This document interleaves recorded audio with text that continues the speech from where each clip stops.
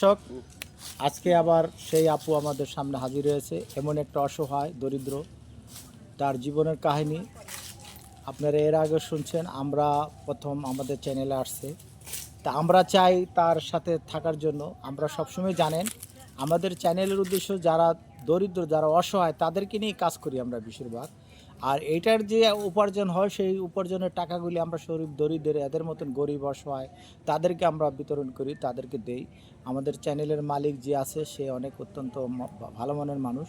সে কথা হলো কি, আমি একা কেন খাবো, গরিবদের দিয়ে খাবো। গরিব সবাই যারা অসহায় আছে তাদেরকে নিয়ে আমরা কাজ করি। তাদেরকে এমন একটা অসহায় মেয়ে আমাদের সামনে আজকে আসছে, তার জীবনের কাহিনী সম্বন্ধে কিছু কথা বলবেন। আপা, কেমন আছেন আপনি? আলহামদুলিল্লাহ ভালো আছি। আপনি কেমন আছেন? হ্যাঁ, ভালো আছি। আপনার নামটা জানতে পারি? শারমিন আক্তার, আর শারমিন আপু, আপনার দেশের বাড়ি কোথায়? নরসিংদী। নরসিংদী। যাক, আপনার কি বিয়ে হয়েছিল আগে? হ্যাঁ, আমার বিয়ে হয়েছিল। আর তো কেন স্বামী চলে গেল, কি আসে বিষয়? দেখেন, আমার ছোটোকালে বিয়ে হয়েছিল। আমার ছোটোকালে বিয়ে হয়েছিল, কিন্তু আমার বাপ বাপ মার কারণে আমার স্বামীটা চলে গেছে। নাকি ওদের বাড়ি থেকে টাকা চাইতো, যৌতুকে টাকা চাইতাম, যৌতুকে টাকা দিতাম কই থেকে। খুব অত্যাচার করতো। বলছে, দেখেন আমি গরিব মানুষ, আমি এত টাকা কইতে দিব, এত টাকা কইতে দিব, এত টাকা কইতে দিব, আমি গরিব মানুষ, এত টাকা কইতে দিব। ওরা বলতেছে না, দিতেই হইব নাকি দিতেই। হ্যাঁ, হাতে পায়ে রিকোয়েস্ট করছি, কিছুতেই মানে নাই। ওদের ছেলে নিয়ে চলে গেছে। দর্শক, আপনি জানেন আমাদের বাংলাদেশে অনেক গরিব অসহায় আছে, তাদেরকে নিয়ে আমরা ভিডিও করি। যে এমন একটা অসহায় মেয়ে আসছে আজকে আমাদের স্টুডিওতে, যে তার যৌতুকের জন্য তার স্বামী তার থেকে ফেলায় চলে গেছে। আপনার কি ছেলে সন্তান আছে? হ্যাঁ, আমার এক ছেলে আছে, ওর পেটে রেখে তো চলে গেছে। দর্শক, তার কাহিনী আপনারা শুনতে পারলেন। সে এমন একজন মেয়ে, অসহায়, গরিব ঘরে, তার বাবা অনেক গরিব, তারা চলতে পারে না, তো যৌতুকের টাকা কোথা থেকে দিবে?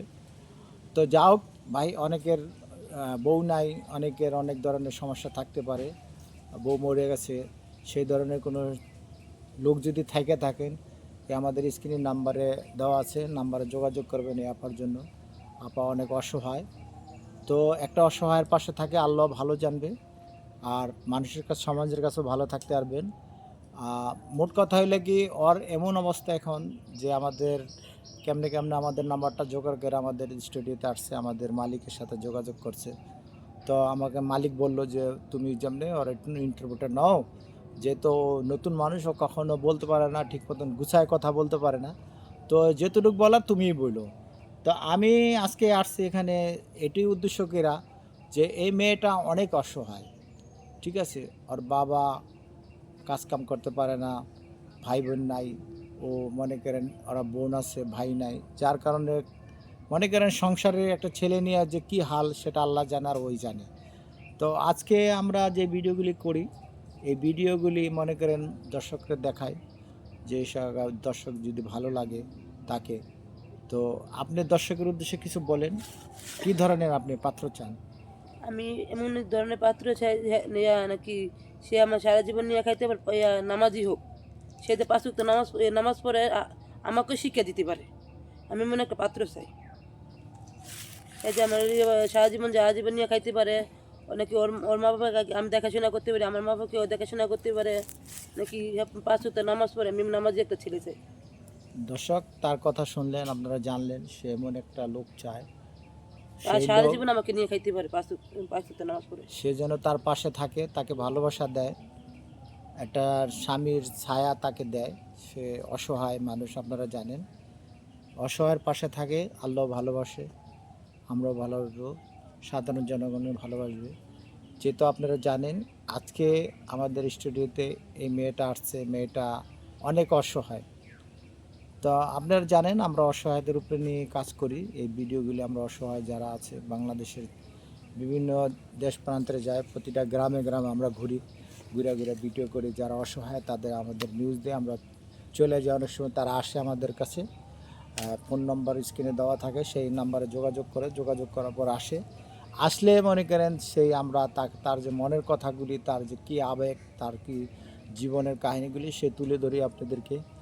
তো আমার কথা হইলে কি, জীবনটাই মানুষের অন্যরকম, আজীব জীবন।